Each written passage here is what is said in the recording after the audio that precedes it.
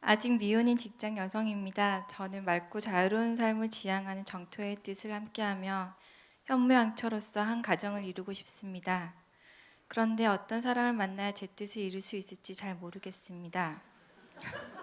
저보다 잘나고 존경스러워서 제가 저절로 고개를 숙일 수 있는 사람을 만나는 게 도움이 될 것 같은데 막상 그런 사람을 만나면 마음이 불편하고 꺼려집니다.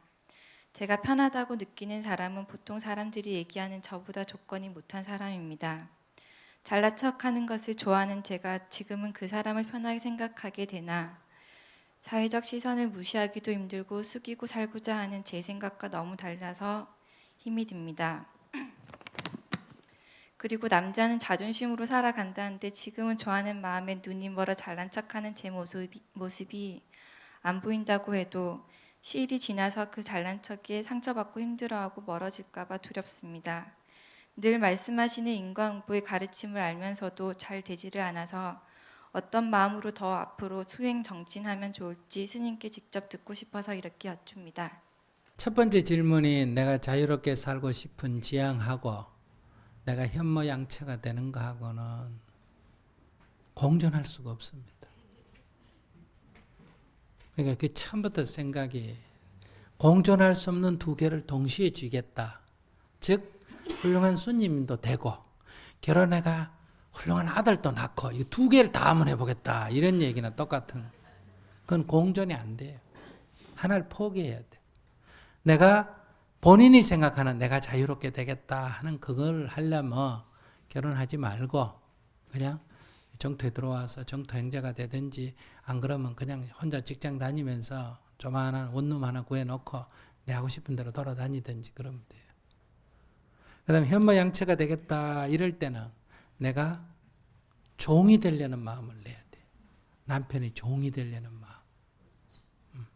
즉 남편의 뜻에 내가 맞추려는 마음이 있어야 돼. 그러니까 지금 이 두 가지 모순된 생각을 가지고 시작하기 때문에 얼마 안 지나면 내가 헛다리 짚었구나 이런 걸 발견하게 되고 괴로워하게 되고 못 살겠다 하고 뛰쳐나오고 이렇게 된다. 지금 그 뒤에 나보다 똑똑한 사람 만나면 내가 숙여야 되는데 안 숙여지고 또 나를 좋아하는 사람은 따져보니 나보다 조건이 못해지고 그게 진리요. 근데 그 어느 거를 가든 다 고통이 따릅니다.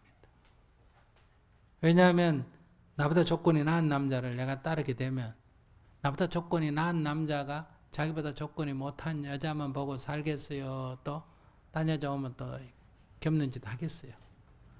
겹는 짓 하겠지. 그러면 내가 괴로울 수밖에 없는 거고 질투심에. 또 나보다 조건이 못하니까 나를 따르죠. 내 지금 온갖 것도 다 예뻐 보이는 거예요. 왜? 자기가 조건이 못하니까. 뭐 고기 쳐들고 교만한 것까지도 예뻐 보이는 거예요. 성질 내는 것까지도 어때요? 화내는 것도 다 좋아 보이는 거예요. 근데 막상 결혼을 딱 하면 어때요? 지금은 뭐 내 시킨 말대로 내 종처럼 해줄 것 같지만 결혼 딱 하면 안 그래요. 평생 먹여 살려야 돼요. 평생 먹여 살려야 되고 또 어떤 결정도 다 내가 해야 되고 조금만 말하면 상처 입어가지고 자기 무시한다고 털어지고 보통 골치 아픈 거 아니에요. 이래 선택해도 문제고 저래 선택해도 문제. 왜 이런 문제가 생겼냐? 처음부터 생각을 잘못하기 때문에 그렇다. 나보고 똑똑든 나보고 안 똑똑든 이게 중요한 게 아니에요. 나보고 똑똑냐 안 똑똑냐 이건 똑똑다는 건 현실적인 이익을 추구하는 거고 나보다 덜 똑똑한 사람은 나한테 고분고분한 사람을 추구하는 거. 나한테 고분고분하면 능력이 나보다 없고 나보다 능력이 좋으면 나한테 뻗대고 내가 숙여야 되고 수익은 죽어도 싫고 그렇다고 또 주위 사람들이 보는데 나보다 못한 남자하고 결혼해가지고 시집 잘못 갔다는 소리 듣고 살기 싫고 이런 건 다 욕심이에요. 그러니까 이런 식으로 생각하지 말고 결혼이라는 거는 서로 다른 사람이 만나서 서로를 존중하고 서로를 있는 그대로 존중하면서 서로가 양보해서 서로가 맞춰 나가는 건데 이건 두 사람을 다 두고 말할 때는 이렇게 말하고 한쪽에서만 말할 때는 내가 무조건 상대에게 맞추고 내가 무조건 상대에게 숙이고 산다 이런 각오가 있어야 됩니다. 왜냐하면 상대를 내 요구에 맞게 고치려고 그러면 갈등이 생기기 때문에 고쳐지지도 안 하고 그러니까 내가 그럴 준비가 돼야 결혼을 해야 돼. 지금부터 그럴 준비를 해야 돼. 어떤 경우에도 네 그렇게 하죠. 뭐 그렇게 해가 무슨 일이 생기겠어? 죽기밖에 더 하겠어. 이렇게 탁 놔버려야 돼.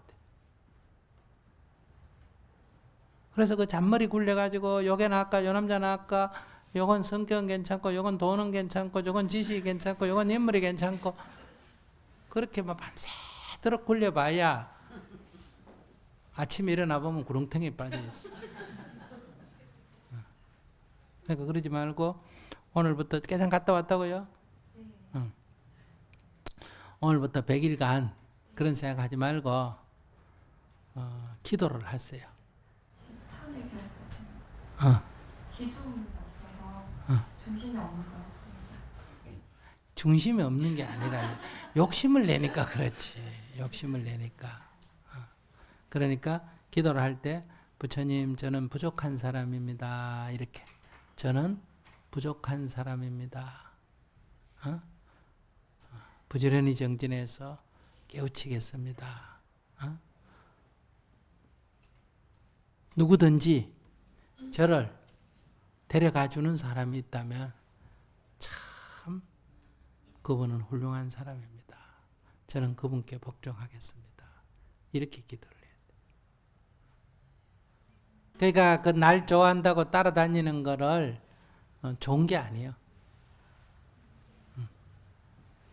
내가 좋다고 따라다니는 거는 내가 주인이에요. 얼른 보면 그 사람이 주인인 것 같죠? 어떻게 생각해요?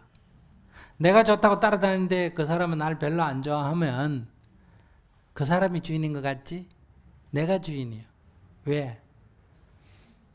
그만두고 안 두고를 누가 할 수 있다. 내 마음대로 할 수 있다. 그런데 자기가 좋다고 나 따라다니는 거는 내가 주인이 아니에요. 얼른 보면 내가 주인인 것 같고 저 사람이 종속적인 것 같죠?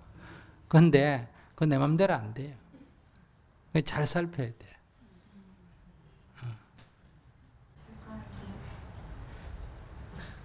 네, 알겠습니다. 하는 그 마음 그냥 그 친구 마음을 따라갔어요. 따라갔는데 이게 부모님 반대하시는 부분도 있고.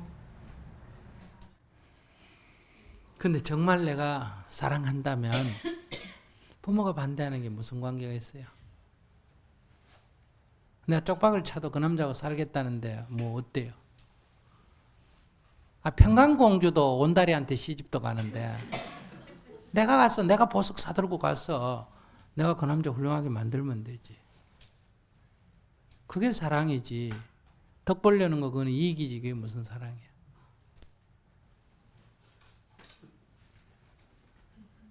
감사합니다.